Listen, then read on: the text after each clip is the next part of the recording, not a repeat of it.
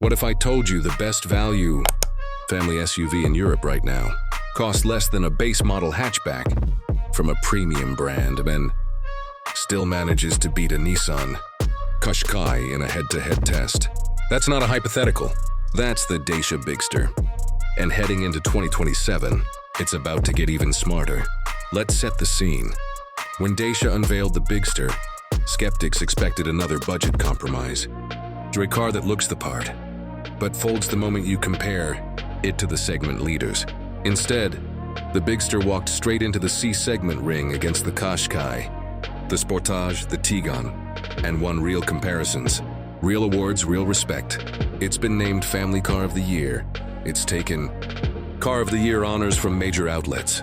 And it did all of that while starting under 25,000 euros in Europe. That's not a typo. That's the entire Dacia philosophy distilled into one vehicle. Give people what they actually need. Strip away what they don't. And price it like you mean it. So what exactly is the Bigster? Think of it as the Duster's older, bigger sibling.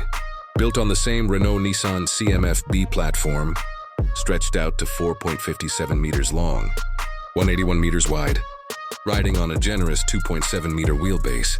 This is a proper C-segment SUV, sized to go toe-to-toe with the best-selling crossovers in Europe. Not a stretched super mini pretending to be something bigger. And here's where the smart part of the story really kicks in. The boot.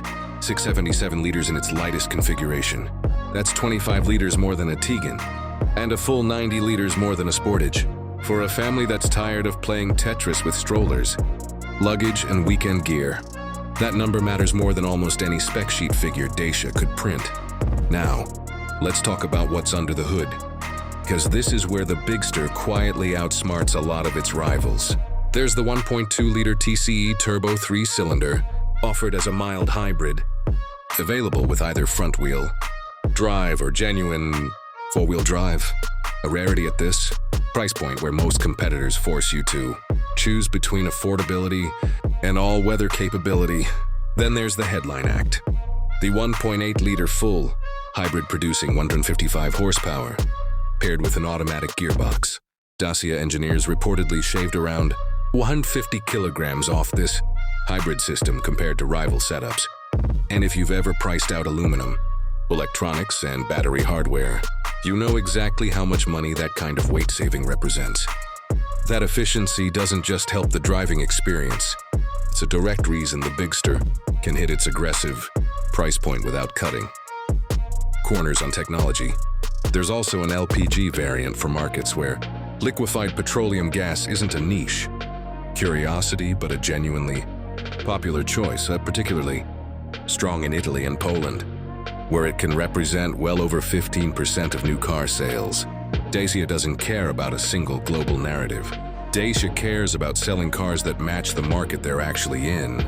Now here's the twist that's going to frustrate anyone hoping for a three-row version.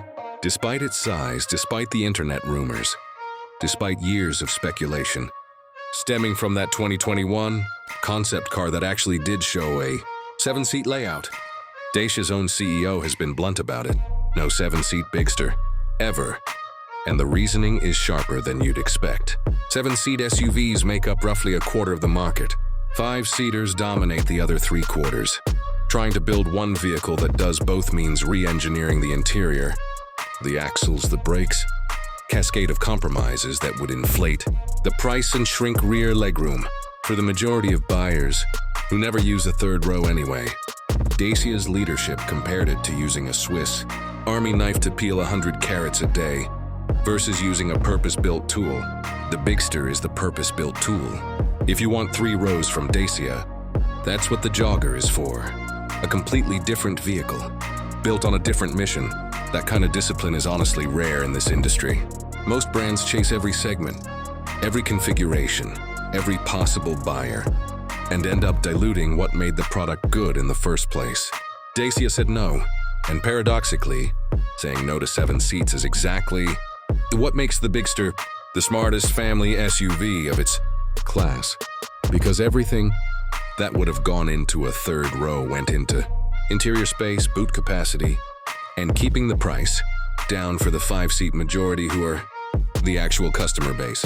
Inside, you're getting a 10.1-inch touchscreen tilted toward the driver, a 10-inch digital instrument cluster, a 6-speaker sound system, a panoramic sunroof option, dual-zone climate control, and an electrically adjustable driver's seat.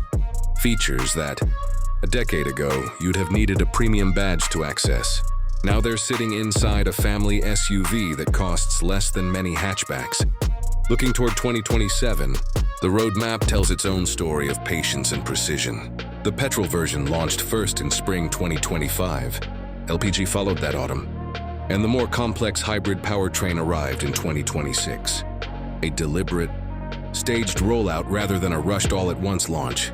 That's the same playbook that made the Jogger a runaway success, hitting 45,000 European sales in its first full year. And there are already whispers of a plug-in hybrid variant with four-wheel drive joining the range, which would push the Bigster even further into territory, currently owned by far more expensive rivals. So when people ask why the Bigster keeps winning comparisons against cars that cost thousands more, the answer isn't a mystery. It's not luck and it's not a single killer spec. It's a manufacturer that refused to chase every trend, refused to overcomplicate the product, and instead built exactly